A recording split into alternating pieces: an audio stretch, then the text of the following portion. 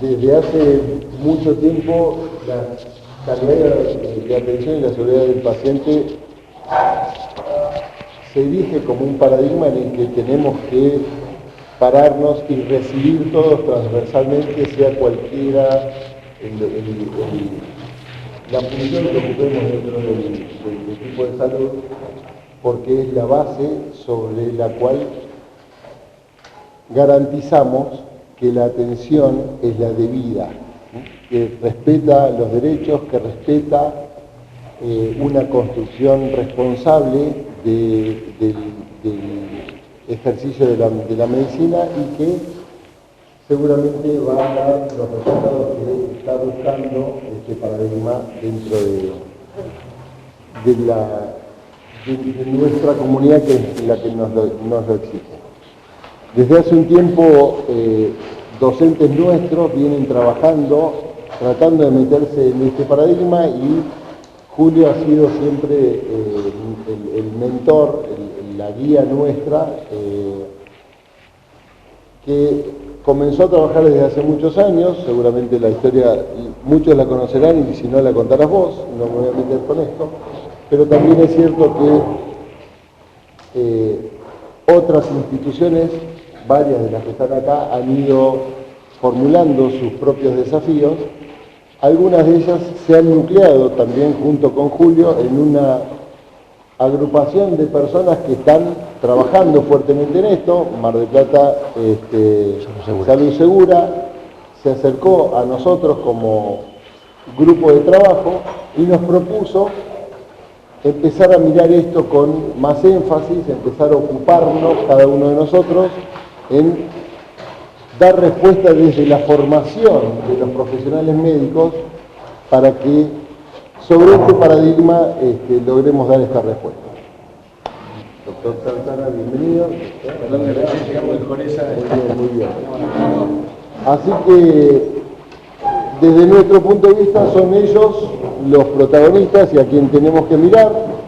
La invitación ha sido, honestamente, mucho mayor de la que esperábamos. Pensábamos que iba a haber alguna recepción, pero es muy grato saber que hay mucha gente muy interesada y muchas instituciones muy interesadas en trabajar sobre esto. En el trajín y el apuro también debo reconocer que nosotros desde la escuela erramos, porque resulta que invitamos a todos como disertantes, y de eso me hizo darme cuenta de ser Raúl cuando dice, yo puedo conversar sobre esto, pero no quiero ir como disertante. No, la idea no era esa. La idea era que algunas personas que vienen trabajando desde hace tiempo y fuerte nos cuenten algunos principios sobre los cuales queremos empezar a conversar, y después, sí, brevemente, cada uno de ustedes que tenga ganas de compartir algo tenga la posibilidad de decirnos qué es lo que están haciendo y que podamos aprender todos de todo, ¿no? Esto es una actividad que, siguiendo uno de nuestros maestros, comienza a las 17 horas y debe terminar a las 19 horas, por lo tanto, tratemos de ajustar los tiempos para que nos dé esto. Nuevamente, bienvenidos, que este sea el principio de un fructífero trabajo colaborativo y que vayamos para adelante. Muchas gracias.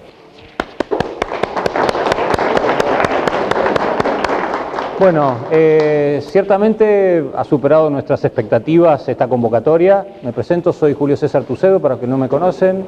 Soy médico, en alguna etapa ejercí como clínico, en otra como intensivista, y desde hace algunos años hago gestión sanitaria y particularmente me he dedicado, al área de calidad y seguridad del paciente. Un poco, esto se empieza a disparar a partir de empezar a observar, que necesitamos profundizar los aspectos que hacen al concepto seguridad y calidad. La medicina ha sido víctima de su propio éxito. Creo que todos quienes están acá, ¿sí?, tienen compromiso cierto con sus pacientes, con la seguridad de la atención, con que las cosas salgan lo mejor posible, pero como digo, la medicina ha sido víctima de su propio éxito Y a pesar de la altísima complejidad, digamos, que tienen hoy los servicios de salud, en los cuales hoy podemos ver el cerebro sin abrir el cráneo, podemos operar intraútero, tenemos drogas de altísima complejidad que pueden matar a personas, el paradigma que sigue manejando nuestros servicios sigue siendo un paradigma bastante simple, y a partir de eso, digamos, provocamos mucho daño. De hecho, digamos, hay un estudio en el 2016 hecho por Macquarie en el John Hopkins, que habla que los errores médicos son la tercera causa de muerte en Estados Unidos. Es decir, digamos, estamos hablando de un fenómeno grave de alto impacto en salud pública, que no solamente afecta a las personas y a sus entornos y a su entorno, sino que también tiene el fenómeno de la segunda víctima, dañando a aquellas personas que hacen daño, que no tienen intención de dañar, y también dañando al mismo sistema. Sabemos, digamos, el alto costo que implica los eventos adversos, las infecciones intrahospitalarias, cirugías en lugar equivocado, complicaciones quirúrgicas, la pérdida, digamos, de recurso humano que esto está generando. Entonces, bueno, a partir de esto es que planteamos la necesidad de empezar a convocar a todas las organizaciones de salud de nuestra ciudad y empezar a, esto que dijo Gabriel, que todos aprendamos entre todos, que podamos exponer experiencias de las diferentes organizaciones y a partir de esas experiencias podemos capitalizarlo y que esto no sea el primer encuentro, sino que sea el primer encuentro de otros futuros, ¿sí?, en los cuales podamos hacer un trabajo colaborativo y que, como hemos organizado este grupo de trabajo, que somos 4 locos, digamos, que tratamos de conducir algunas cosas, que Mar del Plata tenga salud segura. La convocatoria de hoy es para hablar de cultura. ¿Sí? Un poco vamos de los principios básicos que definen la cultura de seguridad, hablan, digamos, de la cultura de información, sin información no se puede gestionar. La cultura del reporte, digamos, sabemos que si no tenemos la información, digamos, a partir de los reportes, poco podemos conocer de cuál es nuestra realidad. La cultura de aprendizaje, los errores son oportunidades de aprendizaje que en general los servicios de salud los perdemos. Los perdemos, digamos, porque no tenemos esta costumbre, digamos, de reportar, entre otras cosas, además, porque esta cultura de punitivizar, digamos, de culpar a las personas por los errores que cometen, ¿no? Una cultura flexible, digamos, la rigidez, digamos, definitivamente es contraria a las políticas de seguridad, y una cultura justa, ¿sí?, que es el equilibrio entre lo disciplinario, ¿sí?, y lo justo, ¿no? Un poco vamos, y esto, digamos, quiero plantear esto, la cultura, esto lo define Shane, digamos, está compuesta por en esta pirámide, ¿no? En general solemos actuar sobre los artefactos, ¿no?, sobre las cosas visibles, sobre las actitudes y las conductas que se ven, ¿sí? Pero para hacer cambios culturales necesitamos trabajar sobre los supuestos básicos. Las organizaciones de salud, las personas que están en la primera línea, a veces tienen mayor poder de decisión, digamos, que las mismas autoridades de las organizaciones, ¿verdad? Entonces, digamos, trabajar sobre esos supuestos básicos es esencial para hacer un cambio cultural. Cualquier organización no va a cambiar, digamos, porque tenga una mente iluminada en la dirección que baje línea para hacer los cambios. Si no trabajamos sobre esto, digamos, se va a ser muy difícil de hacer modificaciones, ¿no? Es decir, digamos, los niveles superiores son maleables, son lo que nosotros podemos tomar decisiones y en general son las decisiones que tomamos, ¿sí? Pero, digamos, donde tenemos que trabajar es fundamentalmente sobre los modelos mentales.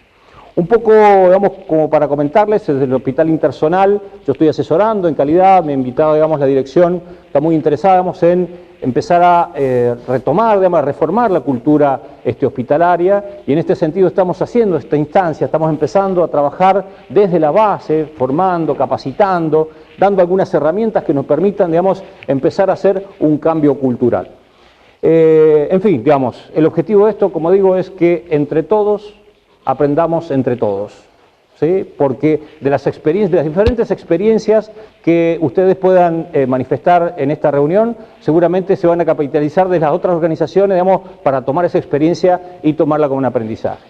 En 1914, Ernest Cotman, un cirujano norteamericano, decía que los resultados de los hospitales, sean positivos o sean negativos, deberían ser de uso público, porque esa información nos serviría para mejorar.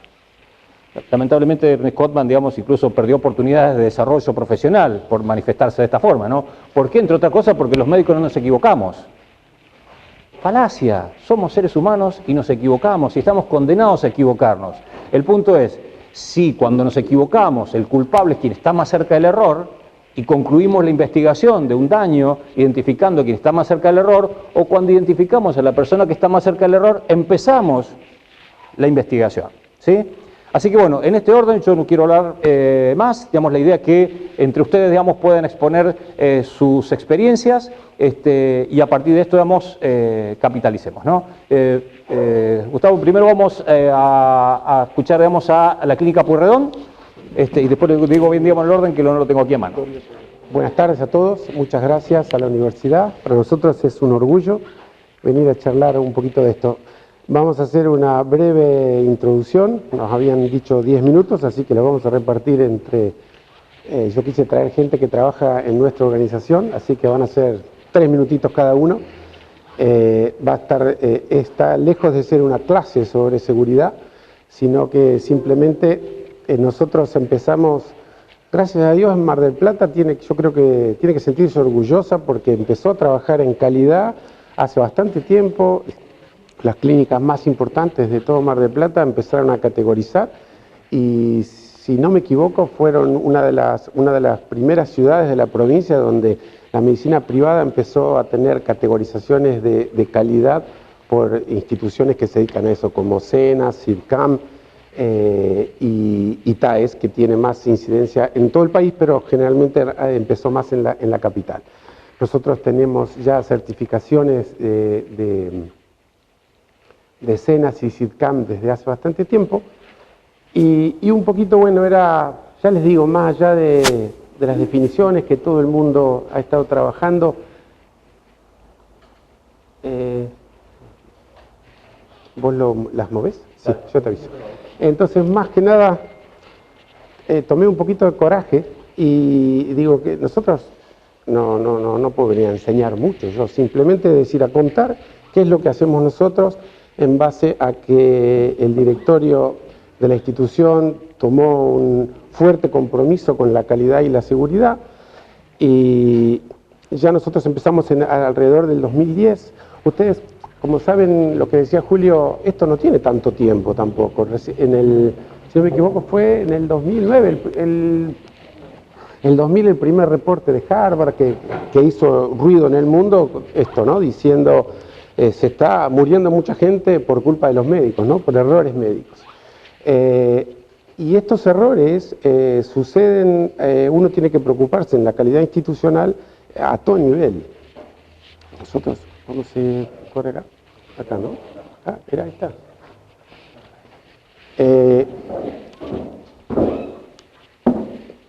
La única definición que voy a hacer es, digamos, cuando uno habla de seguridad hospitalaria, es la condición que garantiza que los empleados, pacientes, visitantes, infraestructura, instalaciones y equipos estén libres de riesgo o peligro de accidente. La seguridad hospitalaria debe resguardar todas las actividades críticas, disciplinas involucradas en la atención del paciente y el personal involucrado en la misma. Y a la seguridad del paciente la definimos como la ausencia de accidentes o lesiones previsibles producidas en las instituciones de salud basadas en evidencia científicamente probada que propenden a minimizar el riesgo de sufrir un evento adverso o mitigar sus consecuencias. Empezamos a trabajar en esto y cuando les decía que tomé coraje, les voy a contar una anécdota que nos pasó hace unos 13 o 14 años. Ya habíamos empezado a trabajar, pero un poquito para contar que los accidentes a veces pueden ser catastróficos, pueden traer problemas serios, y esto nos pasó a nosotros. Un día, hace unos 13 años, creo que fue en el 2013, alrededor de las 2 de la tarde se produjo una explosión considerable. Se sintió, nuestra clínica tiene 4 pisos, se sintió en todos los pisos, salimos corriendo, yo ya estaba en la dirección médica porque venía de la terapia, entramos a la unidad coronaria y literalmente habían explotado los ductos de gases. La unidad coronaria en ese momento tendría unas 4 o 5 camas, 4 camas, era el sector que está dentro de la terapia intensiva y está separado. Con tanta suerte que hacía 1 hora que se había retirado la última paciente, era una paciente embarazada, que Marcela la llevamos al piso, una paciente embarazada con taquicardia. Cuando entramos todavía estaba lleno de polvo y había pedazos de azulejo por toda la unidad. La explosión fue todo alrededor. Empezamos a mirar qué había pasado Y lo más absurdo es que había explotado el ducto de vacío. Ustedes me dirán, ¿cómo se puede hacer eso? Bueno, nosotros pudimos. Si les digo, ¿qué pasó? Esto generó una investigación, esto fue todo el reporte que nos hizo nuestra ingeniera. No quiero ocupar mucho tiempo. Lo que pasó fue que nuestra unidad tenía unos 25 años de estructura, los gases estaban correctamente, nunca había problema, pero cada tanto, obviamente, cuando se tapaba la cañería, se llamaba mantenimiento y como hábito ellos venían, y vaya a saber por qué, porque no había un procedimiento correctamente escrito, ellos utilizaban, porque les había dado resultados muchísimas veces, agua oxigenada. Y utilizaban agua oxigenada a 40 volúmenes. Resulta que cuando se produce la explosión, había pasado un ratito de que habían estado destapando la cañería. Luego de que hacemos toda la investigación, porque no entendíamos qué era lo que había pasado, bueno, yo descubrí ahí que el agua oxigenada a 10 volúmenes libera 10 litros de oxígeno por cada litro, pero usaban una de 40, o sea que cuando tomó contacto la materia, porque se tapaban los de aspiración, tomó contacto el agua oxigenada, se metió dentro de la cañería, expandió ese oxígeno de golpe y estalló la cañería. Esto lo que es nada, no, dale el próximo porque esto es un pequeño, nada, es como nuestra ingeniera hizo toda una investigación muy seria, nos informó todo y terminó, nos informó todo tiene que correr, no, esto atrás. Debería ser tipo video, eso abajo, ahí tendrías que darle un clic abajo, pero no importa, es todo no importa, no sé qué pasa. Esto lo que hizo, bueno, por supuesto, ustedes se imaginarán la magnitud que puede tener esto, y cómo uno puede preverlo, está en una institución, esto le puede pasar a cualquiera. Un poco era contar esto que nos pasó y que por supuesto hizo que empezáramos a trabajar más allá de que era insospechado, porque no pensábamos que eso nos podía pasar. Bueno, puede pasar y como esas otras podrán pasar otras cosas. Por suerte, todavía no entiendo, porque en esa época sobre todo teníamos siempre muy ocupado, es el día de hoy que no entendemos cómo no teníamos nadie ahí, porque no hubiera tenido consecuencias realmente catastróficas.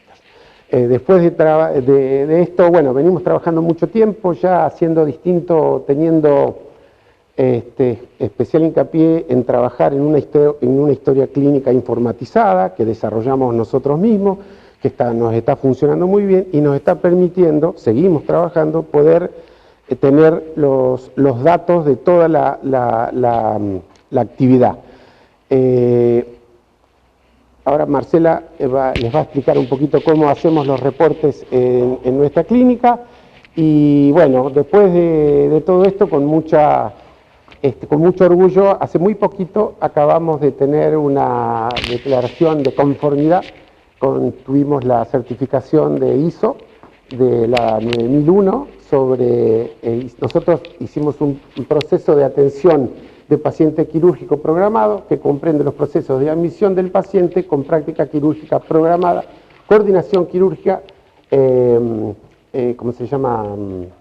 Atención del paciente quirúrgico y la derivación. Toma desde que el paciente entra hasta que viene por la preadmisión, hasta que hace todo el trayecto, hasta que se va de la clínica, todo eso está protocolizado, está escrito y protocolizado. Después hay que seguir trabajando. Yo como experiencia creo que tenemos el desafío más grande, es que en las culturas latinas no tenemos la misma cultura que la anglosajona, nos cuesta. Uno pone un protocolo, pasan 3 meses y después quien tiene que seguir con ese protocolo suele ocurrir sin avisar y sin preguntar que puede ir por otro lado y eso es bastante difícil de mejorar. Muy bien, hablando de aprender del error, creo que un gran maestro es el error si lo sabemos interpretar y lo sabemos observar. A raíz de un evento adverso que tuvimos con un paciente de la clínica, con una flebitis que se transformó en algo muy grande, el paciente terminó en quirófano, empezamos a rever nuestros protocolos de enfermería y ver qué estábamos haciendo con la colocación de vías. Había un protocolo, nosotros lo teníamos escrito, todos los conocíamos, lo estudiamos en la universidad, pero cuando reunimos al personal y empezamos a hablar con todas las enfermeras y los enfermeros, nos dimos cuenta que cada persona hacía la colocación, debía el proceso como quería. Cómo se lo enseñaron, cómo lo aprendió en algún otro lado que no era en el protocolo de la institución. Entonces dijimos, nos tenemos que poner a trabajar, empezamos a renovar los protocolos, reunimos a la gente, comenzamos charlas, dimos charlas a todo el personal de cómo se iban a colocar las vías periféricas en Clínica Privada Pueyrredón, y así se hizo. Pero empezamos también a ver esto, ¿cómo sabemos que lo que dijimos se va a hacer? Y entonces empezamos a hacer un control diario. Todos los días pasábamos por las habitaciones, veíamos las vías periféricas del paciente, aprovechábamos también a ver si estaba utilizado, si le habían cambiado las sábanas, si andaba el foquito, si la cortina estaba caída, y resulta que ese control que había empezado por ese paciente y ese evento, terminó transformándose en lo que ahora es nuestro pase de sala. Desde el año 2007 nosotros, los supervisores de enfermería, visitamos todos los días a todos los pacientes de la clínica, desde la sala de neonatología a la terapia intensiva y hasta el paciente que está internado en la guardia. ¿Qué material nos da ese pase de sala? Conocer al paciente, saber lo que siente. Salimos a buscar la opinión del paciente, si la enfermera lo atendió bien, si el camillero fue cuidadoso, si su médico pasó a verlo, si está comiendo, si no está comiendo, si está solo, si se cayó, si tiene una flebitis, si tiene vía central, si tiene vía periférica, sonda, si es nueva, si es anterior. Toda esa información la traducimos después en una plataforma donde tenemos nuestros eventos adversos. Muchos eventos adversos los detectamos haciendo el pase de sala porque el paciente nos cuenta algo que después vamos a investigar. Otra cantidad la tenemos porque nosotros en la clínica tenemos un reporte anónimo, tenemos QR pegados en todas las clínicas, en todos los lugares de la clínica, inclusive los vestuarios, para que quien quiera reportar un evento adverso lo pueda hacer de forma anónima. Y es donde nosotros trabajamos, porque después esos eventos los analizamos, los tratamos con dirección médica, con la bioingeniera que trabaja con nosotros, y de ahí han surgido un montón de cosas que a nosotros nos sirvieron muchísimo. ¿Cómo estamos? Ya estoy. Dejarles esto desde mi opinión de enfermería, ¿no? No soy médico, soy enfermera, soy licenciada en enfermería. Es importante que nosotros conozcamos nuestras instituciones. Es importante bucear en la institución que estamos trabajando para saber qué nos pasa. Porque se trata de eso, de conocernos para comprendernos y comprendernos para superarnos. Muchas gracias. Gracias.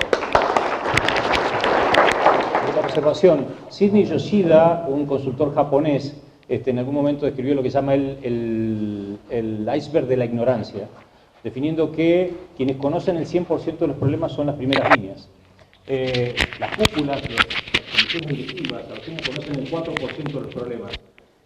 Las mandos medios, 70-75%. Quienes conocen el 100% de los problemas son las primeras líneas. Por lo tanto, tener la posibilidad, esto que decían las chicas, digamos, el reporte incidente, aquel que está en la primera línea y ve un error, poder reportarlo, que ese reporte pueda ser analizado y se puedan entender las causas que llevaron a ese error, es esencial. Bueno, gracias, Julio. Mi nombre es Juan Pablo Gramático, yo colaboro con la Clínica Colón en la dirección con el área de gestión de calidad y trabajando codo a codo también con seguridad del paciente. No voy a hablar de lo que hacemos la Clínica Colón en ese sentido porque el ejemplo que dio la Pueyrredón es muy interesante y van a ver que con otros ejemplos seguramente estamos todos recorriendo el mismo camino de certificaciones, acreditaciones. Desde ese punto de vista no quisiera hacerlo, pero sí quiero aprovechar porque es muy interesante la representación que hay aquí.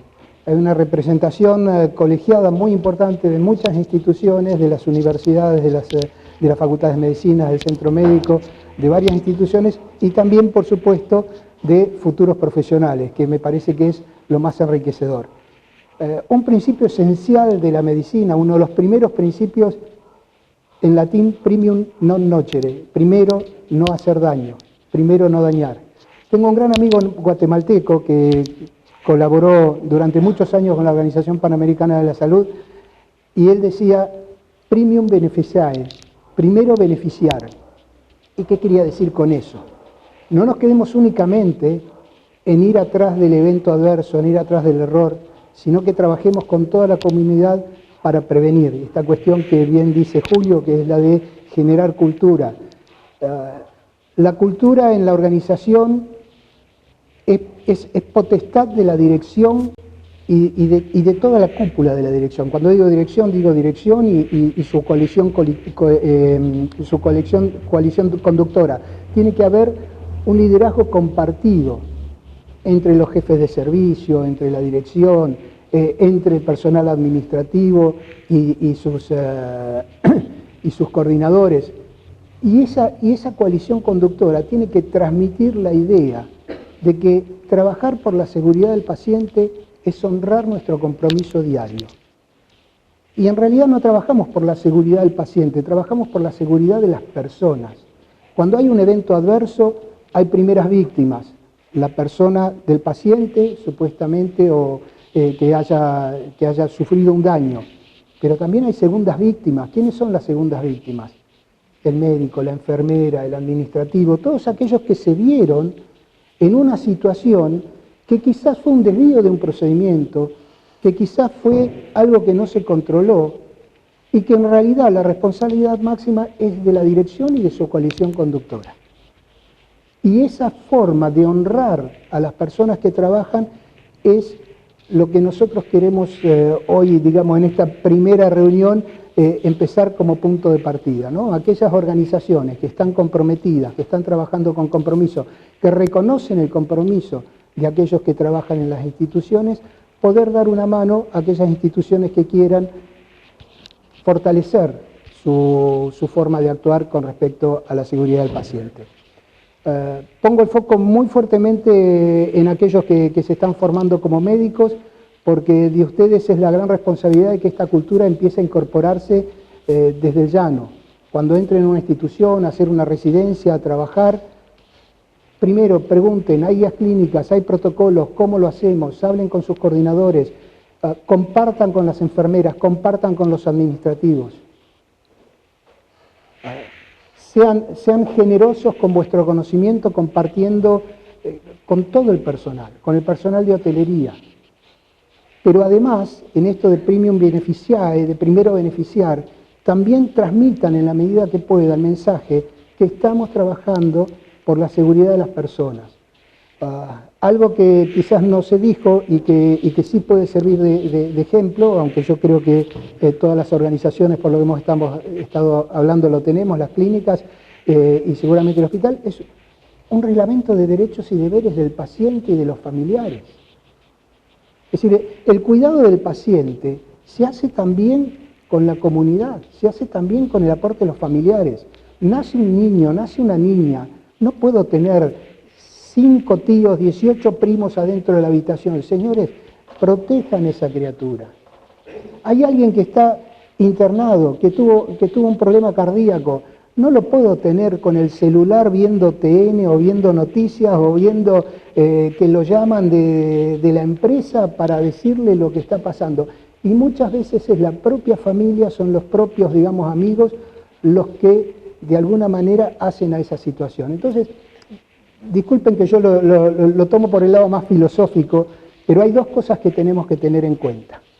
Primero, la gestión de la calidad la podemos presentar en las empresas desde distintas formas. Ustedes han escuchado la certificación ISO 9001, es una de las más reconocidas en el mundo, sobre todo en el ámbito empresario. Y si ustedes van a preguntarle a un consultor ¿por qué tengo que hacer la norma ISO 9001? ¿Por qué la tengo que certificar? Les va a decir porque eso le va a permitir tener más clientes, fidelizar a los clientes, ganar más dinero. Y yo me pongo en el lugar del hospital interpersonal, o del hospital materno infantil, o de un CAPS. Ahí no vamos a fidelizar clientes.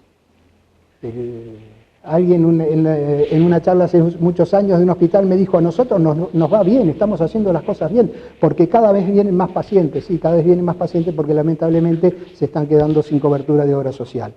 Entonces, creo que es interesante eso. Primero saber que el principal beneficio de trabajar con sistemas de gestión de calidad y de seguridad de las personas y seguridad del paciente es bajar el nivel de estrés de las personas que trabajan.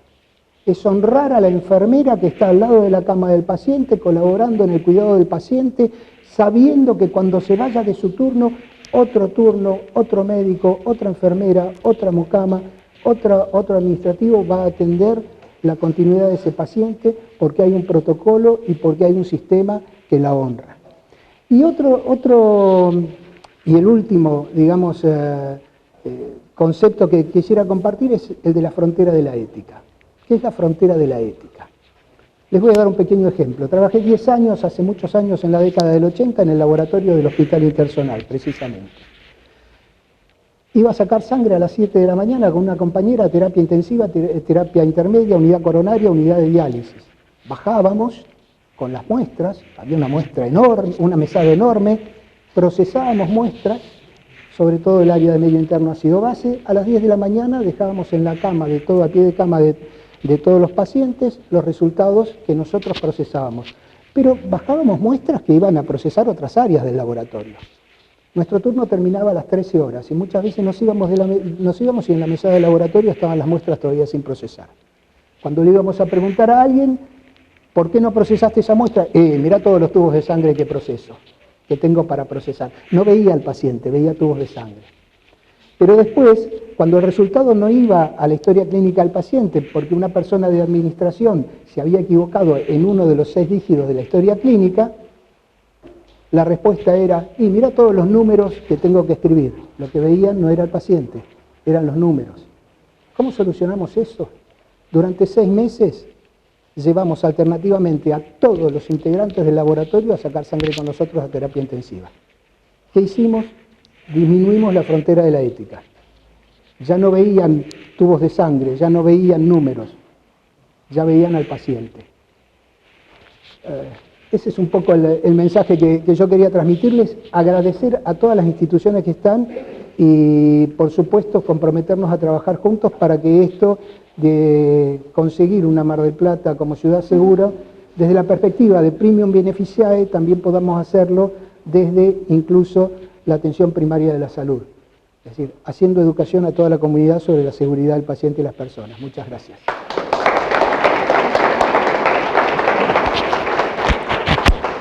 Una observación importante a partir de lo que dice Juan Pablo es que una de las taras que tiene el sistema de salud es que en general y particularmente a los médicos nos han formado como técnicos y nos desempeñamos en un sistema sociotécnico. Decimos, nuestras relaciones son sociales, las relaciones con nuestros colegas, las relaciones con las enfermeras, con los administrativos, necesariamente son relaciones sociales, son relaciones. Y esto nos cuesta entenderlo, porque básicamente nuestra formación, tanto de grado como de posgrado, fue de técnicos, técnicos en corazones, técnicos en aparatos, técnicos en riñón, técnicos en lo que fuere. Ahora, gran parte de los errores y de los daños que nosotros producimos son por las deficiencias en el aspecto social. La Joint Commission, digamos que es una organización que acredita calidad de hospitales de Estados Unidos, define casi todos los años cuáles son las causas de los eventos centinela, que son los eventos adversos graves, ¿sí? Que provocan la muerte o un daño grave a un paciente. Y suele ser la causa número 1 los problemas de comunicación. Es decir, digamos, tenemos que replantearnos el modo en que hacemos las cosas, porque ciertamente, a pesar del gran desarrollo que ha tenido la medicina, seguimos con este defecto, digamos, enfocamos desde el punto de vista puramente técnico y nos falta lo social. Bueno, ¿cómo están? Muchas gracias. En realidad, yo soy local, ¿no? Porque soy profe de acá de la próxima facultad de medicina, lo cual genera mucho orgullo. Y además, ya este va a ser el 7º año que estoy en la dirección del Hospital Privado Comunidad. Mi nombre es Pablo Malfante, por si alguien no me conoce. Y venimos trabajando con Julio hace bastante en este tema. De hecho, ya estamos en las 4ª jornadas del Foro Latinoamericano, 5ª del año que viene, que vamos desarrollando juntos para justamente, bueno, tocar un poco todos estos temas en esa jornada. A mí hay cosas que cuando se dicen o se hablan, me genera mucha molestia, que es, por ejemplo, cuando se habla de humanizar la medicina. Porque estoy convencido que eso es el core de la medicina. La medicina tiene que ser humanizada. O sea, no puede existir una medicina deshumanizada. Si existe una medicina deshumanizada es porque evidentemente estamos haciendo las cosas mal. Pero el core de la medicina es una medicina humanizada. Otro punto. Hace una semana se promulgó una ley de seguridad del paciente. ¿Tenemos que tener una ley para trabajar en seguridad del paciente? Trabajar en seguridad del paciente es algo que tenemos que hacer cotidianamente, todos. Todo el equipo de salud tiene que estar comprometido, no necesitamos una ley. ¿Sí? A pesar de todo, buenísimo que la ley esté, ¿sí? Pero me molesta que tengamos que llegar a tener una ley para que eso, digamos, signifique de alguna manera encolumnar a algunas organizaciones que por ahí no están trabajando en seguridad del paciente. La verdad que no me parece, creo que tenemos que ponernos a pensar qué nos pasa en la medicina si tenemos que pensar que la medicina no es humanizada o que tenemos que trabajar en seguridad del paciente porque nos lo exige un abogado. Tremendo, ¿no? Creo que eso es algo que tenemos que mirarnos hacia adentro y preguntarnos qué pasó para llegar a ese punto, ¿no? ¿Qué nos pasó para llegar a ese punto? Quería compartirlo con ustedes, este tema. La otra cuestión es contarles un poco cómo venimos trabajando. Nosotros tenemos un comité de seguridad que se reúne todos los martes en el hospital y todos los martes revisamos las notificaciones que se realiza, un poco como decía Julio. Nosotros trabajamos mucho en la cultura del reporte porque si no hay reporte no se puede trabajar en seguridad. Y para trabajar en el reporte se necesita una cultura justa. Y una cultura justa tiene que ver con el bienestar de las personas que trabajamos en las organizaciones. Si las personas que trabajan en las organizaciones se sienten bien, atienden bien y además pueden notificar porque se sienten seguras notificando, ¿sí? Nosotros tenemos las dos opciones, anónimo o con nombre y apellido, ¿sí? Y la realidad es que más o menos tenemos entre un 30 y un 35% más de con nombre y apellido que anónimos, ¿sí? Esto significa que las personas están seguras notificando, ¿sí? Un error que habíamos cometido al principio de esto, en el año 2018, 2017, era que el sistema de notificación no tenía un feedback. O sea, la persona notificaba y eso quedaba como que caía en un agujero negro, ¿no? Y nunca se enteraba, salvo que viera que lo que notificó por algún motivo se cambió, no se enteraba. Entonces, a través de la gente de sistemas, hicimos un sistema de feedback. Entonces, cuando la persona notifica, el martes siguiente, el comité de seguridad se reúne, toma esas notificaciones de la compu y contesta qué se va a hacer con cada una de las notificaciones que las personas escribieron. Cuando la persona notificó, le queda un código y con ese código, que es un numerito, puede entrar al día siguiente de ese martes y leer qué va a hacer el comité de seguridad con lo que se notificó.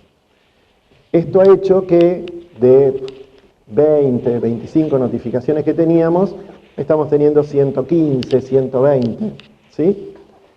¿Eso quiere decir que estamos trabajando mal? No, eso quiere decir que estamos trabajando mejor, ¿sí? Cuanto más notificaciones tengamos, mejor estamos trabajando, porque eso nos permite, otra de las cosas que decía Julio, tomar el problema como una oportunidad de mejora.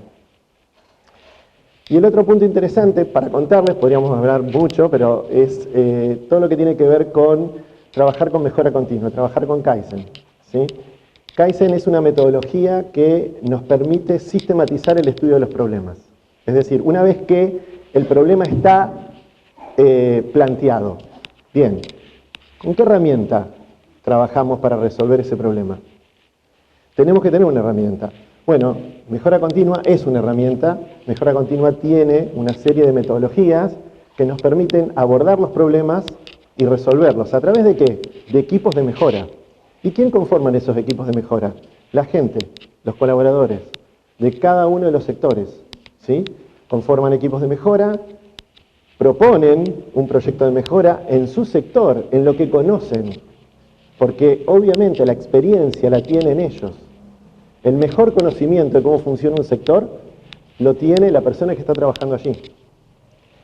Y les puedo asegurar que el sector más difícil con el que hay que trabajar es con los médicos.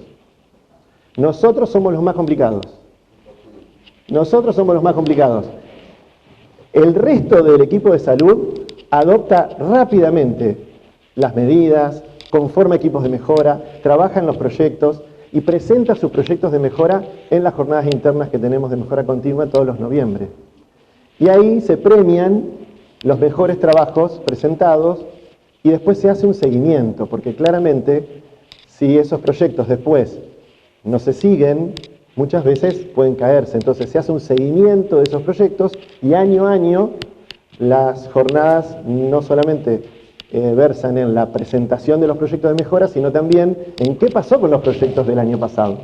¿Dónde están? ¿En qué, digamos, evolución, ¿sí?, de su implementación están?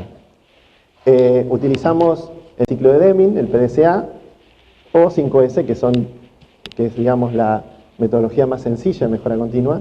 Y la realidad es que es una metodología que rápidamente se adopta. ¿Por qué? Porque Kaizen tiene un objetivo muy claro, que es mejorar la capacidad de las personas, desarrollar personas, mejorar el ambiente de trabajo. Ese es el objetivo de Kaizen. Por lo tanto, en organizaciones como las nuestras, que somos personas cuidando personas, lo mejor que nos puede pasar es adoptar una metodología que tenga como objetivo mejorar la capacidad de desarrollo de las personas. Es la única manera. Bueno, podríamos seguir hablando, pero un poco este es el resumen. Te quedan 2 minutos, si querés hablar de otro tema. 2 minutos. No, podría ser también. No, solamente contarles que a lo largo de los años los diferentes sectores se van sumando a todo este movimiento de mejora continua. Es interesante ver cómo por ahí, no sé, una persona de camilleros, ¿sí?, que nunca se subió a un escenario a hablarle a nadie, ¿sí?, se sube y dice: estoy más nervioso que gallina en gallinero o pavo del día de Navidad, ¿sí?, y lo dicen así, como se los digo yo, y empieza a mostrar su trabajo de mejora, ¿sí? Y muestra el desarrollo de una aplicación para mejorar el traslado de los pacientes, hechos por ellos, en conjunto con cómputos y la ayuda, el resto de los sectores que necesitan, obviamente, para un trabajo interdisciplinario. Pero se paran ellos y nos hablan ellos a nosotros. Eso ocurre cada jornada y la primera jornada contó con 15 trabajos y hoy están rodando 26 y se van a presentar 26 en las quintas jornadas internas de mejora continua. Es una herramienta muy interesante. Es una herramienta que se adopta fácilmente y es una herramienta, como les decía, favorece mucho el trabajo cotidiano, porque los problemas que se solucionan tienen que ver con problemas que me atañen a mí como colaborador. Entonces, ¿qué mejor que solucionarlos para sentirme mejor, para trabajar mejor, para que los procesos sean más eficientes? Y eso, obviamente, que termina mejorando la calidad de atención. Así que, bueno, nada, hasta acá. Buenas tardes a todos, mi nombre es Gabriel Salor, soy tesorero del Centro Médico, además de especialista en ortopedia y traumatología. Pertenecí como jefe al Hospital Materno Infantil en Ortopedia y Traumatología, soy el director de Traumatólogos Asociados, pero hoy nos convoca, y agradezco ante todo a la Facultad de Medicina y convocatoria importante, no solo para las instituciones, para los profesionales y todos ustedes que nos están escuchando todo esto grande hablando. Fundamentalmente a los oradores que estuvieron antes, mencionarles la importancia que han transmitido, pero así también que nuestro país tiene diferencias, con todo esto se tiene que plantear. Ejemplos. Escuché al doctor hablar de deshumanización. Realmente a todos los que nos formaron como médicos desde la década del 80 hasta ahora, esa palabra nunca la tuvimos, siempre fuimos humanos. Cambió la ciencia, cambió la tecnología, cambiaron los contextos. Y nos ponen una ley, la ley Nicolás, que apoya a la ley del paciente del año 2009 al 2012.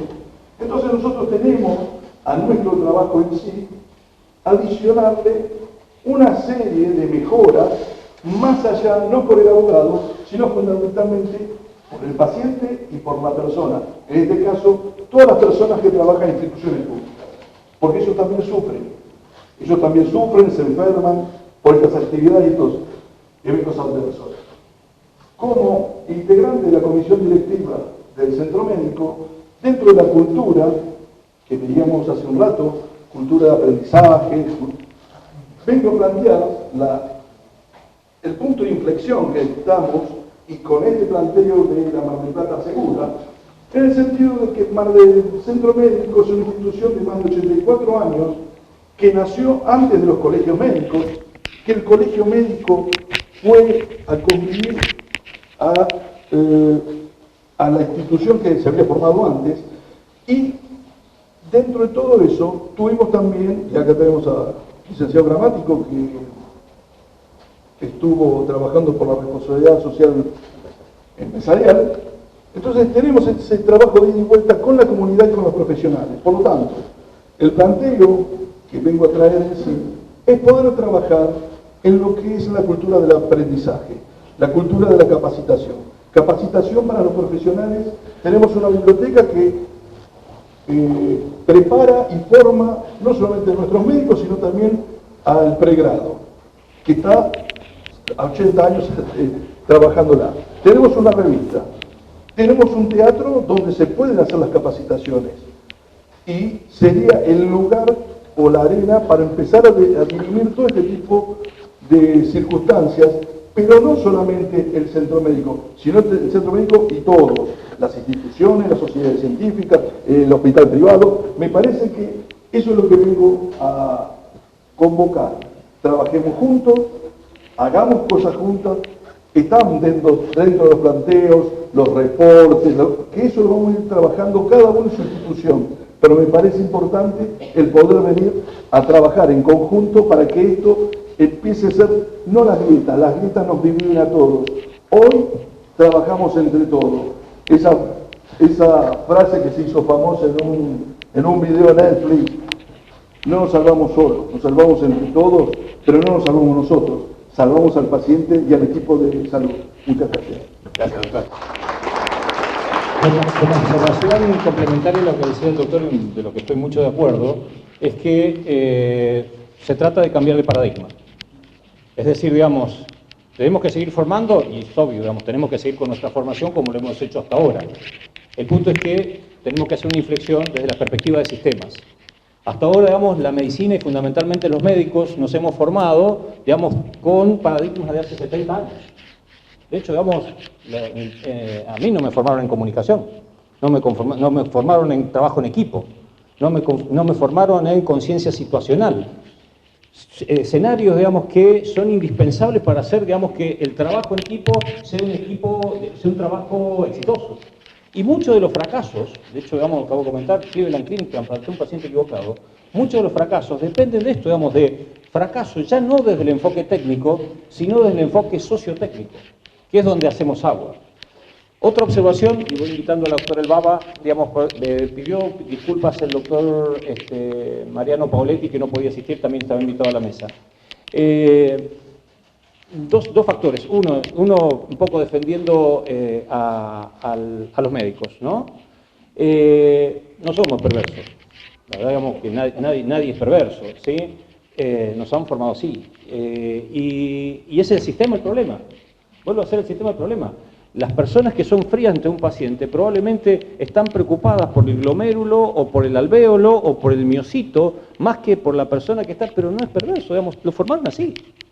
Digamos, este cambio, por eso es que el enfoque de la reunión de hoy es desde la perspectiva de la cultura de nuestras organizaciones. de pensarlas de una manera diferente, porque, volvemos, le hacemos daño a las personas, nos hacemos daño a nosotros como trabajadores de salud y le hacemos daño al mismo sistema. No nos pegan en las guardias o en los consultorios solamente porque la sociedad es violenta. La sociedad le ha perdido confianza a los servicios de salud.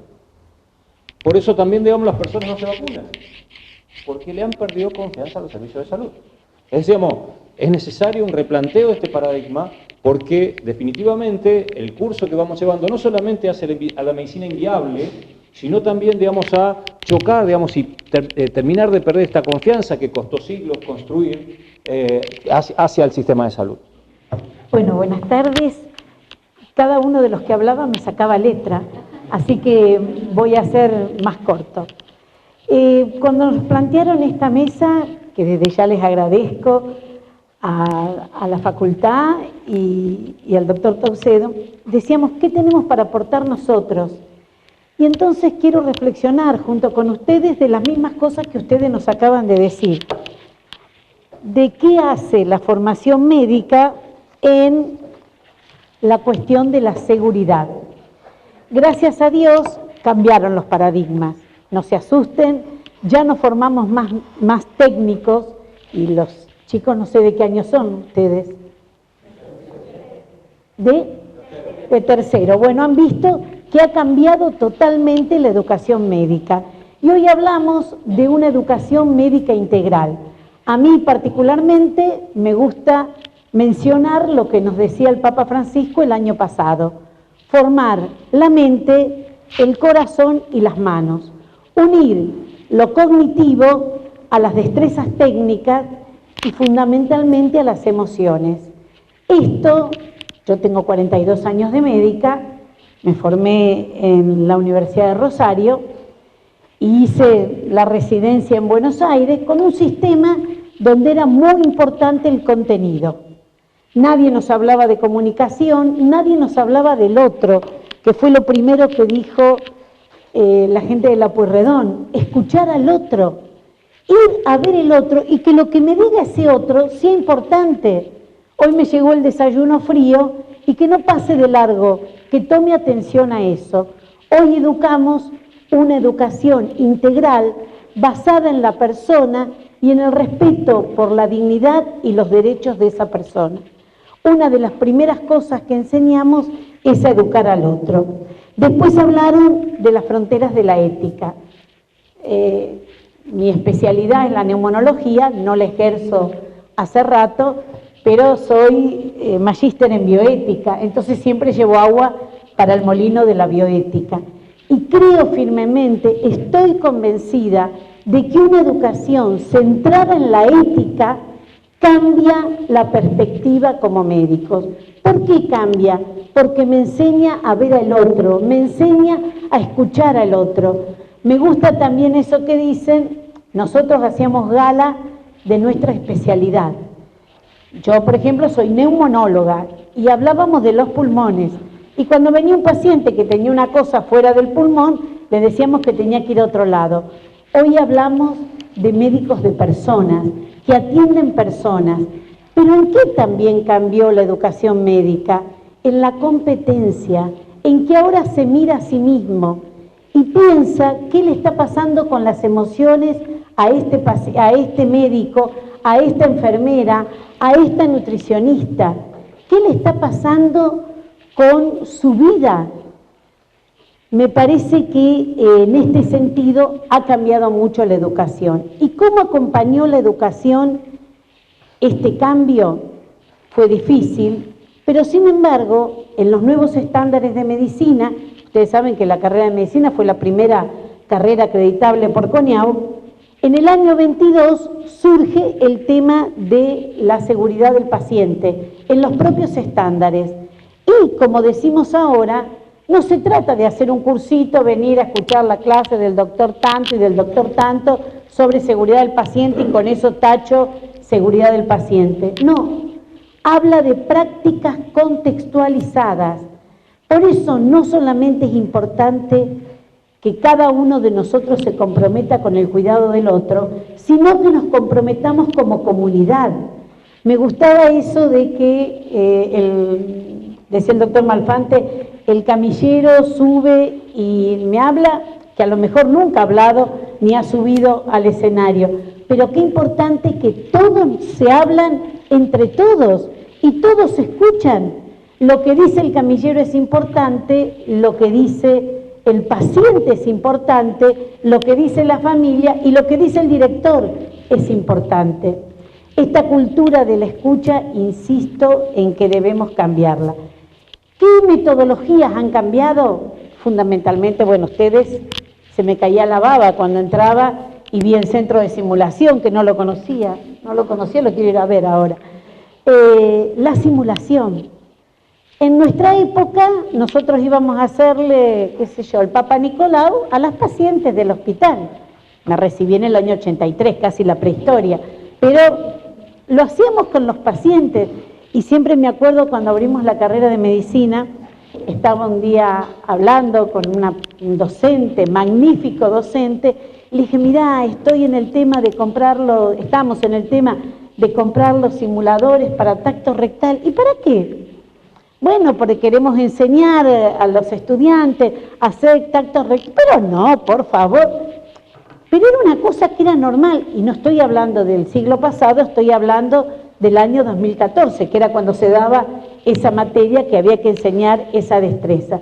Bueno, la simulación vino a cambiar y vino a hacer que los estudiantes pudieran aprender de modo seguro y pudieran practicar, pero no solamente el tacto rectal o, no sé, hacer un Papa Nicolau, aprender a hablar con los pacientes. Nosotros en la facultad, ustedes imagino que acá también, tenemos los pacientes estandarizados. A mí me encanta cuando viene Bencic, que es un actor, porque me la creo todo lo que dice, y el tipo se agarra el pecho y está así. Y a lo mejor el estudiante, en vez de estar pensando que el hombre se va a morir, como lo pensamos todos los que estamos mirando, le sigue haciendo la pregunta de su mamá y su papá. Bueno, esto de las prácticas contextualizadas ha sido un cambio tremendo. Y el otro cambio que me parece a mí que aporta mucho es la autorreflexión.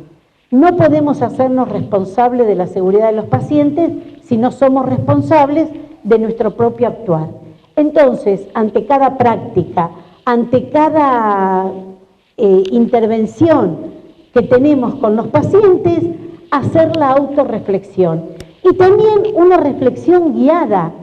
Hoy nosotros hablamos mucho de eventos, les hablamos a nuestros estudiantes que en la PFO tienen que hacer el portfolio. Eso en nuestra época no existía. Y como decimos mucho, nos fue bien en la medicina, tenemos una trayectoria. Bueno, pero hoy la cosa ha cambiado, porque nosotros le enseñábamos al paciente lo que tenía que hacer con el dedito levantado, y usted hace esto. Hoy eso ha cambiado totalmente. Me gustaría pensar, como dijo el doctor Malfante, que no hay que hablar de humanización de la medicina. Yo creo que sí, me permito disentir en este sentido, de que la medicina es ética en la medida que nosotros somos éticos, y en algún punto de nuestra vida hemos corrido el foco y hemos dejado de pensar en el paciente. Siempre me acuerdo cuando abrimos medicina acá en Mar del Plata, el doctor Vázquez, estábamos todos leyendo y participábamos de congresos de educación médica, y el doctor Vázquez, muy simplemente, Jesús, dijo, bueno, hasta que no hagamos una medicina centrada en el paciente, esto no va a mejorar. Hasta el día de hoy creo que esa es la gran deuda que tenemos nosotros, hacer una medicina basada en el paciente y con la participación activa del paciente. Yo les agradezco muchísimo este espacio y creo que va en la mejora de la calidad de atención cada vez que nos reunimos a compartir estas cosas. Muchas gracias. Muchas gracias, Julia. Hago una observación a propósito de lo que dice la doctora Elbaba. Cuando se empezó a promocionar esta jornada, Gabriela Covelli, que es la que promueve la ley Nicolás, me hizo como observación, faltan las familias. Estaría bueno que estén las familias, ¿no? Este cuadro, que lo trajimos a propósito de la jornada de hoy, lo pintó Nicoleta, una artista plástica marplatense, hace 4 años, en medio de la pandemia, en honor a Nicolás de Ana.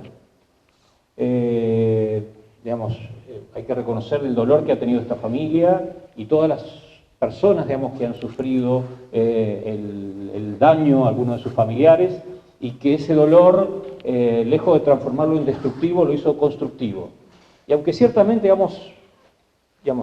en función de su dolor, las primeras letras de esta ley no eran sanas, ¿sí? Porque de hecho iban en contra de las recomendaciones, un grupo de personas se puso a trabajar y contribuyó, y hoy salió una ley que yo también disiento, creo que era necesaria porque básicamente empieza a dar los primeros lineamientos para que seamos más seguros y para proteger no solamente a los pacientes y a su entorno, porque el paciente no es solamente un paciente, es un paciente y su entorno, ¿sí? Y nos cuida a nosotros, ¿sí?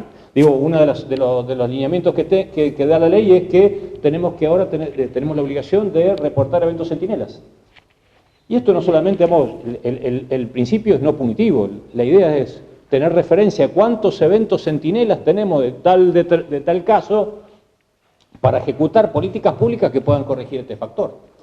Hay una organización de pacientes que es de fuera de Argentina que se llama Patients for Patient Safety, paciente por seguridad del paciente, que dice que los médicos deben bajarse de los pedestales y los pacientes tienen que levantarse de sus rodillas. Esto es una realidad también que tenemos que asumir, en general los quienes trabajamos en salud, que siempre hemos puesto una posición de autoridad sobre el paciente con quien tenemos que ser socios, ¿no? Porque probablemente nosotros somos expertos en alguna disciplina médica, pero el paciente es experto en su vida. Con lo cual, ciertamente tenemos que replantearnos esto. Nosotros pertenecemos a GAMA, Grupo Apoyo al Alzheimer. Somos una organización de la sociedad civil y trabajamos desde la lógica del campo de la salud. Atendemos personas donde hacemos los diagnósticos diferenciales de los trastornos de memoria, donde trabajamos con protocolos preestablecidos y donde trabajamos con un equipo interdisciplinario. Para la evaluación es la trabajadora social quien va a orientar a esa familia, a esa persona con queja de memoria, para ver cuál es el protocolo que va a implementar en cuanto a las consultas. Lo de un médico neurólogo, una médica clínica, geriatra y neuropsicólogos. Y los médicos y los neuropsicólogos van a determinar las pruebas que se le van a ir tomando a cada una de las personas. La atención es centrada en la persona, por eso no tenemos un molde que se aplica a todo el mundo, sino que en esa atención centrada en la persona vamos diseñando la atención que va a recibir. Cuando empezamos con GAMA hace 34 años que está en la ciudad. Tiene un edificio propio que lo hicimos a través de la Comisión Nacional del Discapacitado, que nos dio los subsidios correspondientes, y lo construimos con la Facultad de Arquitectura, con un equipo de investigación de hábitat y vejez, o sea que su estructura está diseñada para esta patología. Es el único edificio en la Argentina que tiene estas características, donde el espacio, la luz, ayuda a que la persona con demencia se oriente dentro de la organización. La luminosidad que tiene baja los niveles de excitación que a veces puede presentar y contribuye a una atención basada en la calidad y la calidez. Nosotros tenemos dos focos de atención que nuestros profesionales tienen muy en cuenta, que es la hora de ingreso y la hora de salida. La hora de salida es un momento tenso, porque las personas se quieren ir, pero se quieren ir solas, y muchos de ellos ya no pueden irse solos. Entonces, tenemos que trabajar en estrategias de cómo que se sienta seguro, que sepa que lo que estamos haciendo institucionalmente es para cuidarlo, y bajar los niveles de angustia que se le genera, sentir que soy grande y ustedes no me dejan salir de acá. ¿Qué está pasando? Cuando empezamos a trabajar, empezamos a trabajar en las necesidades centradas en el familiar. Nuestro abordaje es un abordaje integral, trabajamos con la persona con demencia y con su familiar. Pero los dispositivos los fuimos adaptando de acuerdo a la necesidad de ese familiar para poder brindarle alivio y generar espacios de respiro. Hace 2 años empezamos a ver un trabajo que se estaba haciendo en Inglaterra sobre coproducción.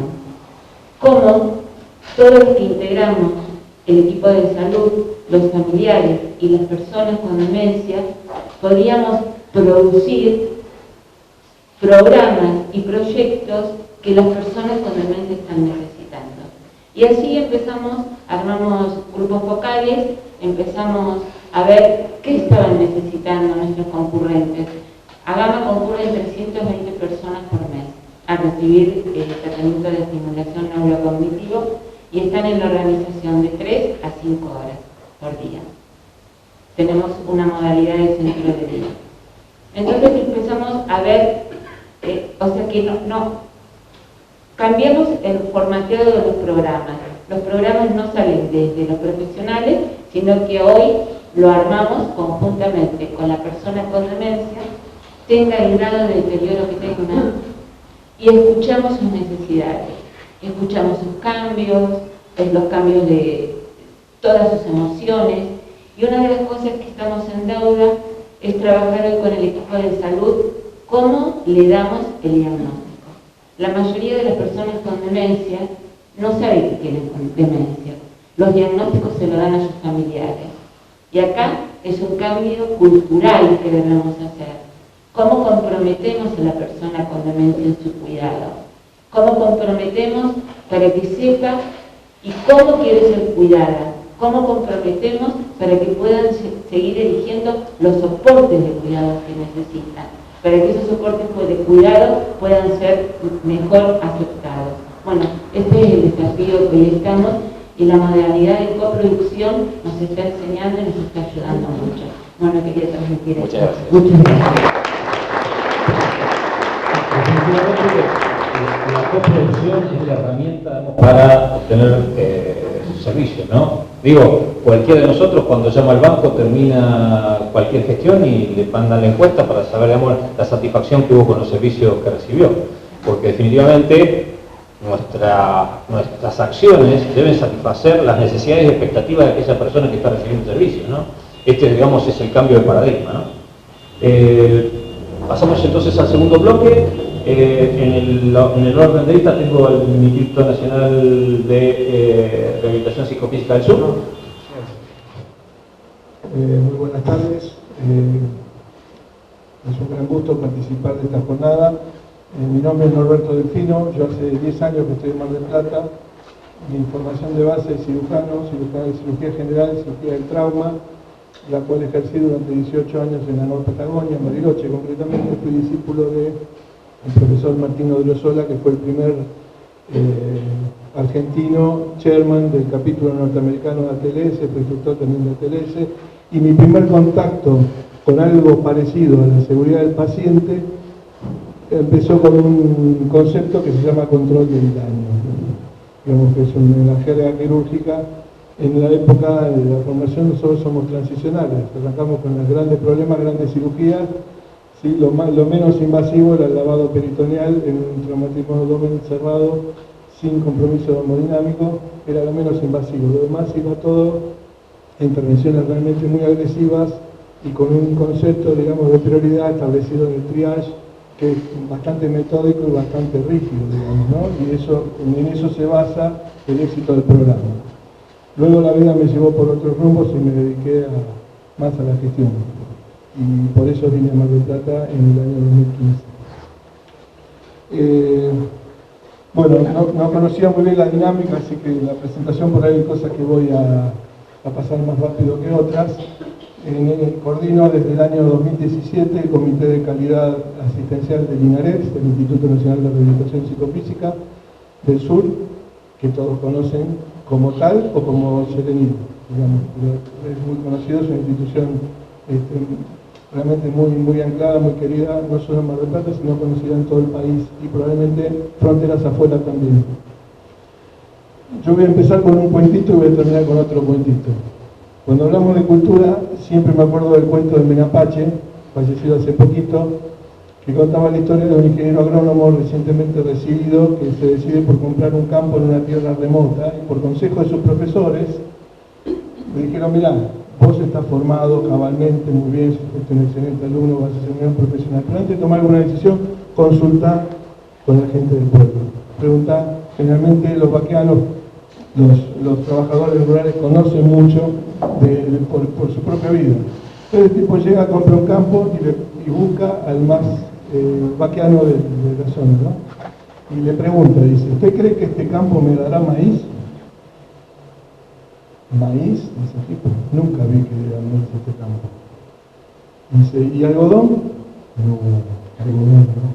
A lo sumo le dará un poco de pasto, algún arbusto, sombra, y así todas las propuestas que tenía terminaban con un no. Nunca vi, no se da. Y el joven ingeniero se cansó y dice: bueno, está bien, usted tiene razón, pero yo la verdad que estoy arrancando, me tengo mucha fe, así que voy a sembrar maíz. Ah, si siembras otras cosas. En el tema de la cultura es tan difícil lograr los cambios que realmente lo que uno hace en definitiva es sembrar. Sembrar a través de formación, de capacitación, del uso de herramientas y sobre todo de los testimonios. Digamos, esa es la garantía, la metáfora agraria de la cultura, porque cultura está vinculada a eso, precisamente a cultivar la tierra. Se le atribuyen a Cicerón en el siglo I a.C., en las tuculanas disputaciones, en los debates tocanos, que él habló de cultura ánima, es decir, la necesidad de trasladar ese concepto de cultivar, preparar la tierra, hacernos las mentes en las almas de las personas. Y esa es la tarea más difícil, por eso es tan difícil comprender la cultura y es tan difícil producir cambios culturales. Y como decía Julio al principio, los cambios artefácticos, esto lo aprendí con Góngora hace 30 años, los cambios en general, por más que no es la sustancia, no es lo más importante, pero arrancan por los cambios artefácticos. Típico, arranca una nueva gestión y cambia el escritor, o cambia el color de la gestión de gobierno, lo visible, lo simbólico, porque en definitiva, esto ya lo leyeron, nada es tan simple, y la complejidad del asunto acá viene, tanto en calidad de seguridad como en todas las cuestiones de la salud, arranca porque yo también prefiero abordar el tema de la salud como campo, no como sistema, al decir de Spinelli, donde se juegan 4 grupos de capitales, ¿no? El capital económico desde ya, el capital social, que habla de las relaciones, el capital cultural, que tiene que ver con todo eso, y sobre todo el capital simbólico. ¿Quién no se conmovió con el video de Josie King? Yo lo vi ya, creo que 200 veces, sin embargo no me resulta indiferente. Ahora, los invito un segundo a que repasen el último año de sus vidas. La pantallita. ¿Cuánto vale ese año? Vale mucho, ¿no? ¿Cuánto se puede mensurar lo que vale un año en nuestras vidas? Una forma de medir la eficacia de los modelos sanitarios en las comunidades es medir la carga de enfermedad. En la Argentina, el último estudio completo de carga de enfermedad, que es del año 2005, estableció que se pierden por año, o al menos en el año 2005, se perdieron 2,5 millones de años de vida, años potenciales de vida por muerte prematura. 2,5 millones. 1.400.000 por parte de los varones, 1.100.000 por parte de las mujeres. ¿Puede alguien imaginarse lo que significa eso en tiempos reales, en valores absolutos? Es inimaginable. Sin embargo, es un dato que cuando uno le pone el rostro humano o el caso concreto, como es mucho más. Y ahí es donde se juega lo simbólico. Y es tan importante tenerlo presente a la hora de encarar cualquier programa, cualquier proyecto, cómo juega y cómo participa lo simbólico, tanto para el éxito como para el abandono, como para el fracaso. Luego, este tema de la complejidad del campo Hay un libro que les recomiendo, es un librito en realidad, se llama Las organizaciones neuróticas, de Vicente Pérez, es un economista del año 95, es un librito muy fácil de leer, pero él define las organizaciones neuróticas como aquellas donde ocurre lo que nadie esperaba. Y explica eso a través de los vínculos traumáticos, bueno, un poco la analogía con la neurosis, ¿no? Y acuña el término de calidad total en su visión, no lo inventó de calidad total obviamente, como el antibiótico, el antídoto contra la neurosis organizacional, es decir, un modo normatizado y actitudinal que termina produciendo un cambio cultural de la organización, de modo de evitar que esta organización tenga comportamientos neuróticos. ¿Me queda un minuto? Los pilotos. Bueno. Las víctimas, las sigo a Mariana Frischman. Había alguien acá que hizo la diplomatura conmigo el año pasado, con Mariana. Las víctimas que propone la doctora Mariana Frischman, que es la gerente de riesgo del Swiss Medical Group, hace 20 años que trabajan en esto, son 4. La primera y segunda víctima, como bien se dijo, hay una tercera víctima, que es la institución, la organización a la que se ve afectada también por los fallos, y hay una cuarta víctima, que es el conjunto, ella dice sistema.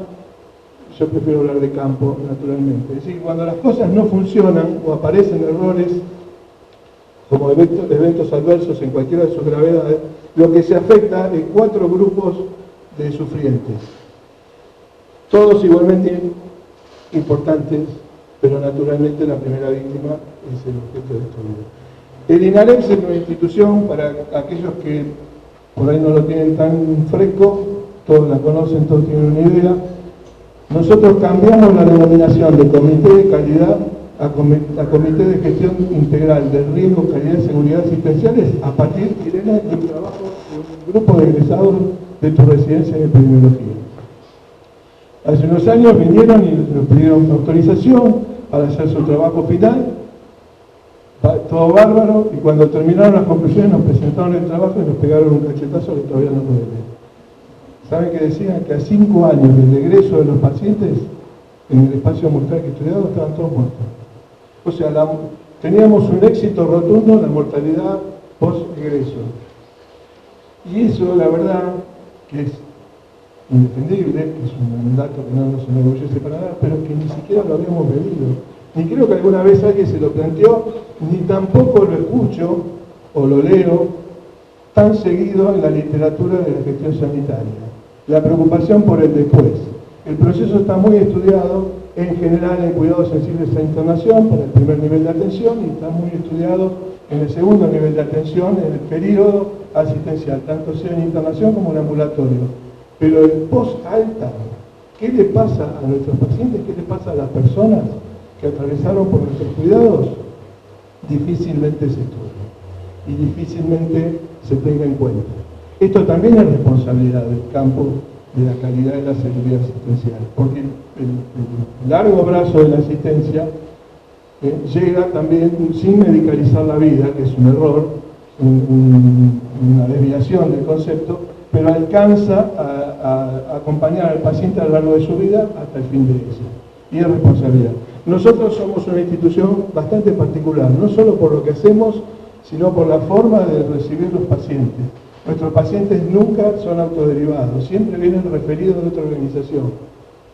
Y trabajamos con el riesgo desde el momento de recibir la derivación, el periodo de derivación, a través de una matriz de riesgo ponderada. Vamos a ver eso. Porque la intención de la terapéutica es actuar sobre el periodo de ventana. El periodo de ventana de la neuroplasticidad son 3-4 meses a partir del evento que desencadenó el daño, el déficit funcional o el trastorno que venga a ser rehabilitado. Si uno espera demasiado, pierde chances de éxito. Si uno lo hace demasiado pronto, lo mismo. Entonces ahí establecemos niveles nos piden derivaciones, naturalmente las prioritarias son de la localidad de la región, pero de todo el país, y se establecen criterios bastante claros y compartidos de prioridades. Desde que transformamos el Comité de Gestión Integral del Riesgo, tenemos implementado un sistema de reporte de eventos adversos a través de un formulario Google, un sistema una herramienta de encuesta de cultura de la seguridad, también a través del formulario Google, y tenemos la sesión periódica, cada 15 días se reúne el comité, es un comité que tiene participantes estables e invitados. En general los invitados son los jefes de servicio, los responsables de salas, y estamos dentro de un programa, de uno de los tantos programas que ha tenido continuidad desde el año 94 hasta ahora, que es el programa de garantía de calidad en sus distintas denominaciones a lo que es hoy la Red Federal de Calidad Asistencial. O sea, el instituto es un instituto público de jurisdicción nacional y obviamente es alcanzado por este programa, donde la capacitación y el trabajo cooperativo es, digamos, la regla, como se llama. Bueno, perdón, termino con el último cuentito, sin decir malas palabras. En la famosa fábula del tonto y las monedas, no sé si la escucharon hablar en algún momento. En un cierto pueblo de la Argentina, en la época de la convertibilidad, había un tontito que frecuentaba un bar y los parroquianos se divertían porque le ofrecían la moneda de 1 peso y la moneda de 50 centavos. Como la de 50 centavos era más grande, el tonto prefería siempre agarraba la de 50 centavos en lugar de del peso. Y así se divertían y contemplaban todo, hasta que alguien piadoso le preguntó, dijo, ¿no te das cuenta que la moneda, la más chica, la que vos desechás, es la que más vale? Dice, sí, pero yo no soy tan tonto, soy un gil avivado. El día que yo elija de 1 peso se me acaba el curro. Entonces, la fábula tiene muchas interpretaciones, pero recuerden esta fábula cuando ven que se toman decisiones absurdas por parte de aparentemente gente tonta o idiota, y siempre esconden a algún gil avivado que mantiene su furor en el tiempo.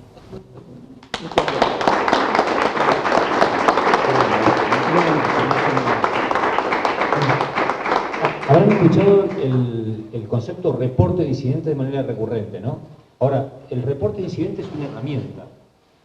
Para que esa herramienta sea de utilidad, para que la gente reporte, necesita el concepto de lo que se llama seguridad psicológica.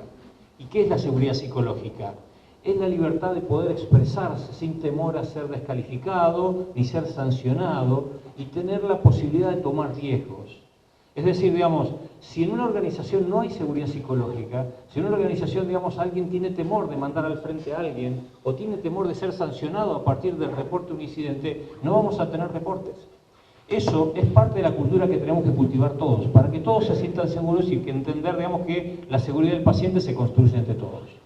Ahora invitamos a la representación de la Secretaría de Salud. Bueno, buenas tardes.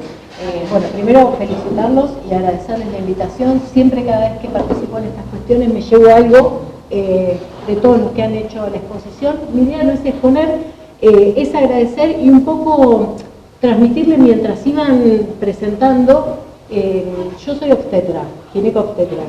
Y el ACR para mí, cuando lo empecé a hacer, fue como, qué jodido esto, nadie me va a seguir. Y la verdad que se acoplaron mucho, y mucho más, quienes no eran médicos. ¿Por qué? Porque este fantasma de lo punitivo siempre los perseguía hasta que comprendieron que lo punitivo no era lo más importante, que todo lo contrario, a través del ACR nosotros íbamos a lograr mejorar lo que generó el efecto adverso y poder corregirlo para evitar un futuro, poder transitar, no transitar, perdón, de la misma manera. ¿Fue frustrante? Sí, lo hice varias veces y cada vez fue mejor. Y hoy yo lo tengo automatizado, pasa algo y automáticamente en mi mente se desencadena el ACR y todo lo que es la espina de pescado para poder reflexionar sobre lo que sucedió. Ojalá lo pueda contagiar a más gente y ojalá mucha más gente pueda seguir esto para evitar los efectos que tenemos en las personas o en los pacientes. Y nuevamente gracias y felicitaciones.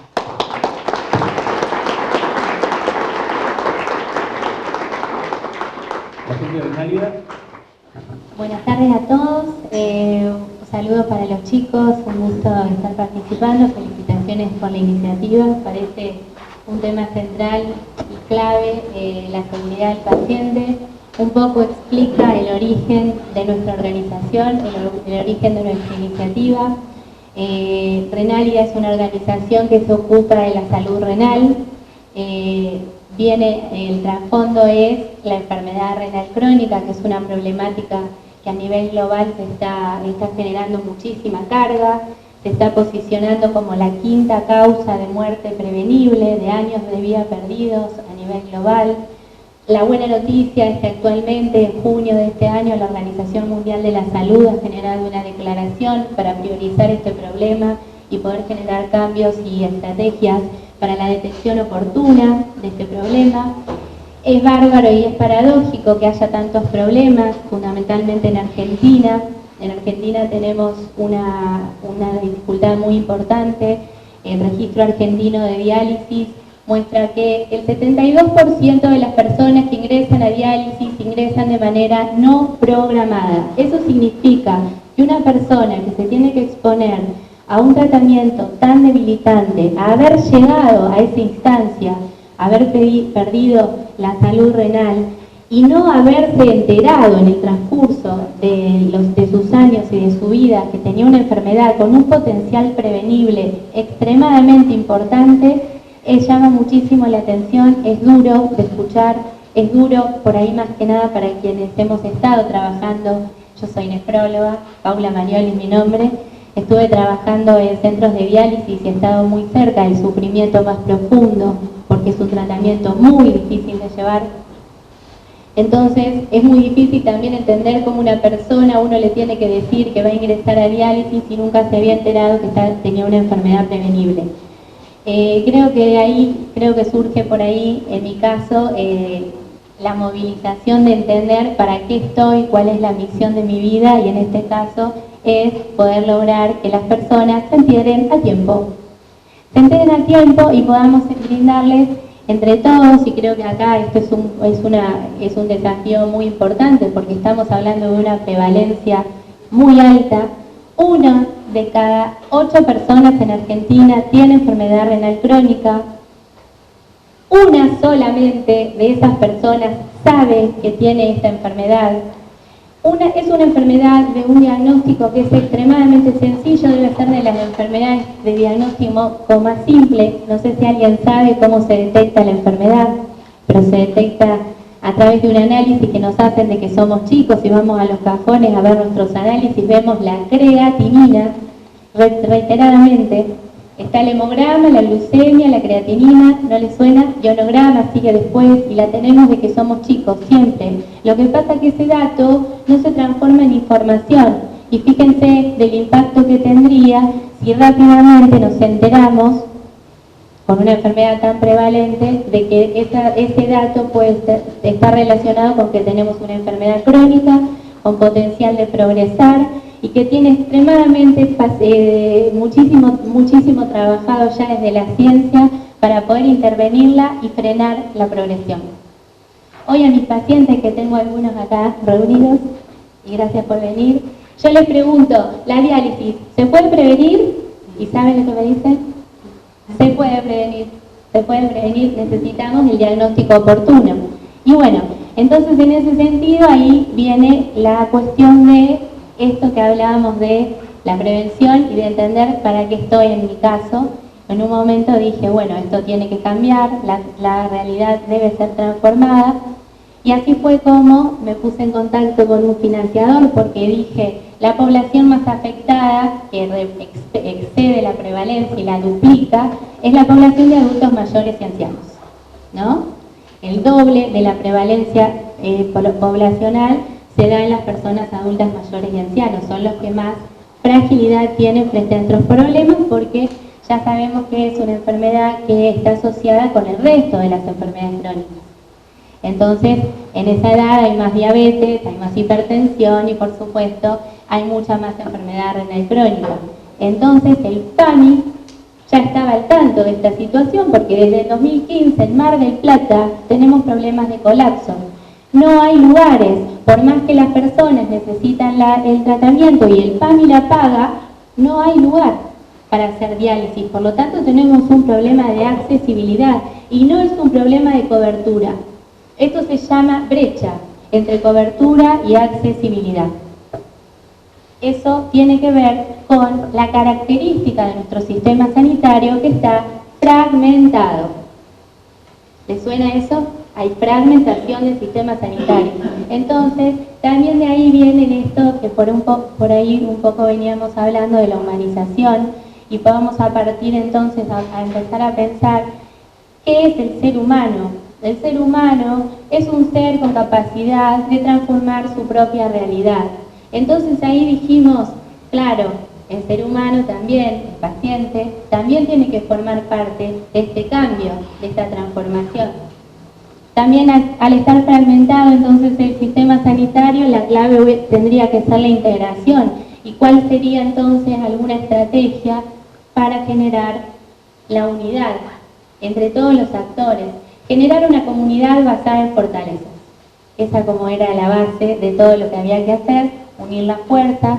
Ahí entonces entendimos que esto había que hacerlo entre todos y tal vez tenía que venir la cuestión de la innovación, encontrar estrategias nuevas para poder decir, bueno, si los recursos están disponibles, tenemos que poder lograr ponerlos al alcance de las personas que lo necesitan, ¿no?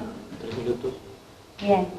Y ahí, bueno, empezamos a crear soluciones. Por ejemplo, una herramienta que tenemos para integrarnos con el primer nivel de atención es la hoja de ruta renal, una guía que se le da al paciente, que permite ahí aplicar todo lo que la ciencia ha puesto a disposición para tratar esta enfermedad. Se les entrega a los pacientes en mano y se les entrega también a los médicos de cabecera. De ahí estamos trabajando fuerte con la capacitación basada en problemas, porque es el mismo caso clínico que al médico de cabecera le da una herramienta para entender qué es lo que hay que hacer.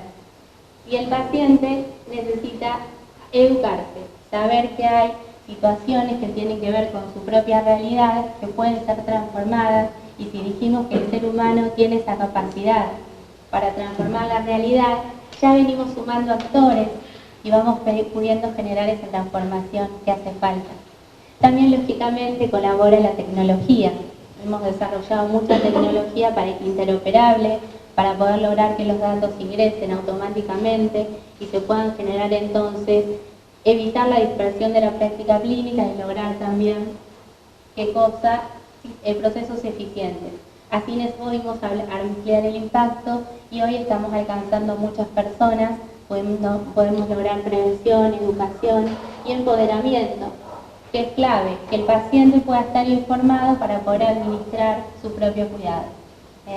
Así que bueno, un poco se trata de eso. Somos una comunidad, creo, a esta altura, basada en fortalezas, integrada por alianzas internacionales que están colaborando fuerte con nosotros, como la Sociedad Internacional de Nefrología, los pacientes centrados todo su cuidado en ellos y ellos aportando a través del Conaurelis, a través de la difusión y la promoción de la salud renal, los médicos de cabecera que son clave acá, ya más de 250 médicos de cabecera derivan pacientes a renálida, integramos así todas las fuerzas para generar esta transformación que es pasar de la enfermedad a la salud.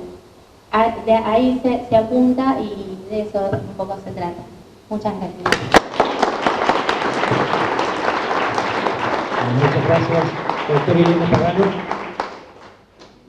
Muy difícil hablar de lo que venía a hablar después de escuchar todo lo que escuché, porque bueno, cuando me llegó la invitación, que agradezco la invitación, nosotros, bueno, yo soy Irene Pagano, directora del INE, que estamos acá enfrente, somos parte, digamos, del barrio.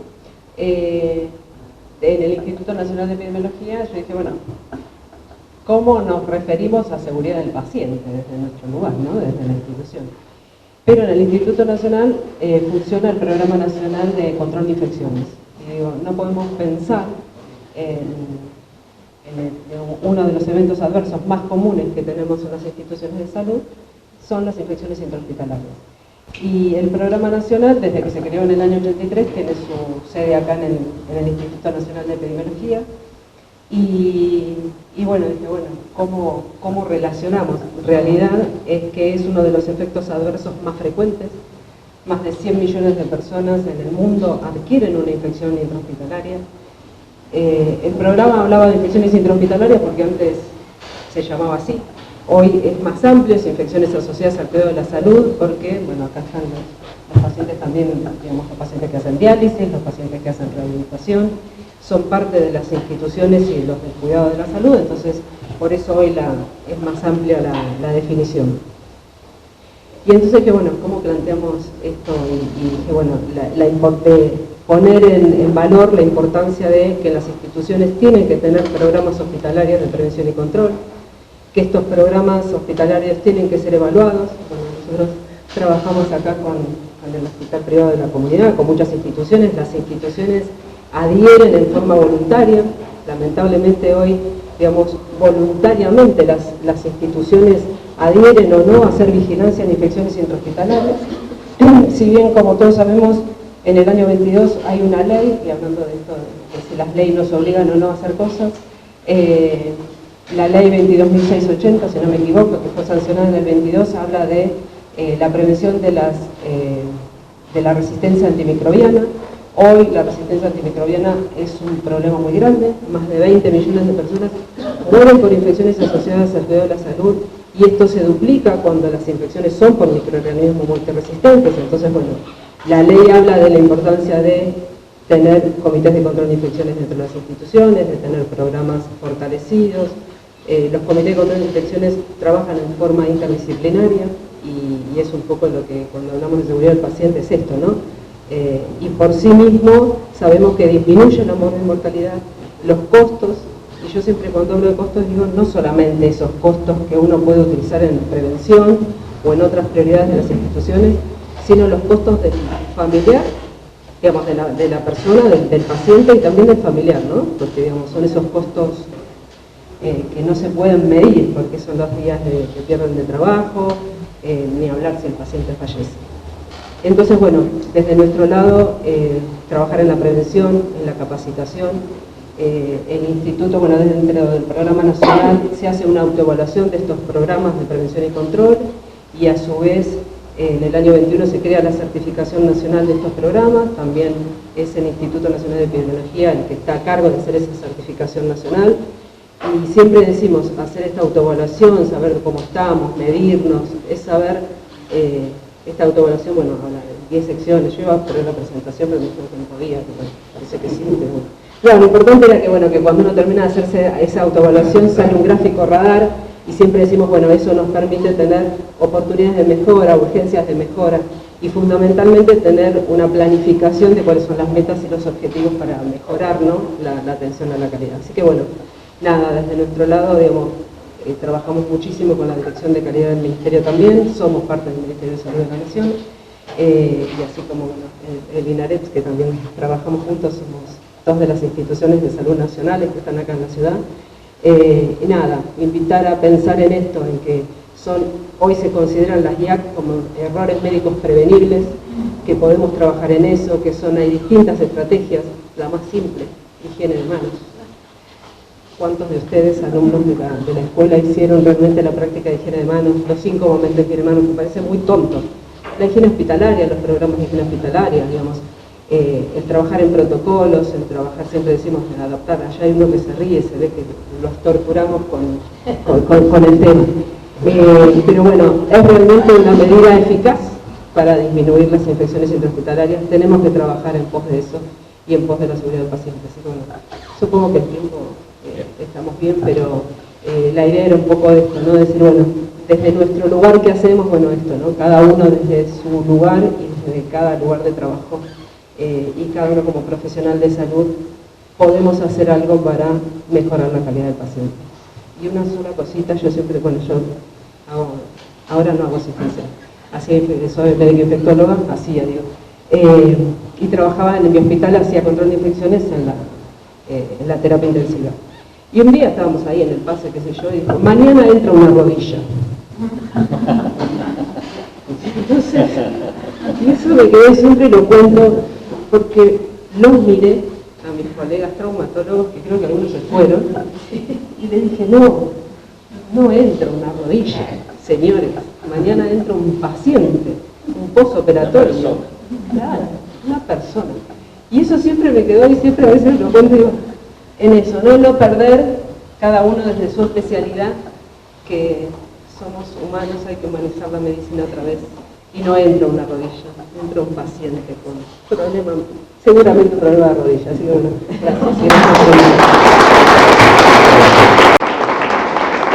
Bueno, un poco para ir cerrando, creo que no quedó nadie sin expresarse. Un poco trasladar, digamos que para la seguridad del paciente hay herramientas. Lavado de manos, para los cirujanos, el checklist de cirugía segura, el traspaso seguro. Decimos, hoy herramientas tenemos que de hecho son económicas, no son costosas. El problema es su implementación. Y para su implementación tenemos que generar cambios culturales.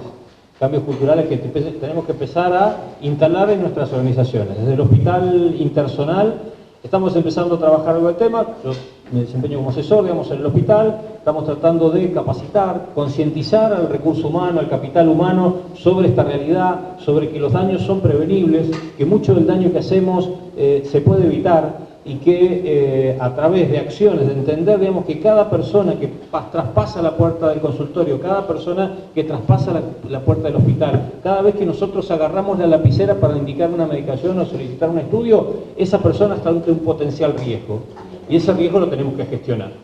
Bueno, los invito, digamos, a que sigamos trabajando en el tema, que sigamos aprendiendo entre todos, porque esta es la idea, digamos, que entre todos aprendamos entre todos.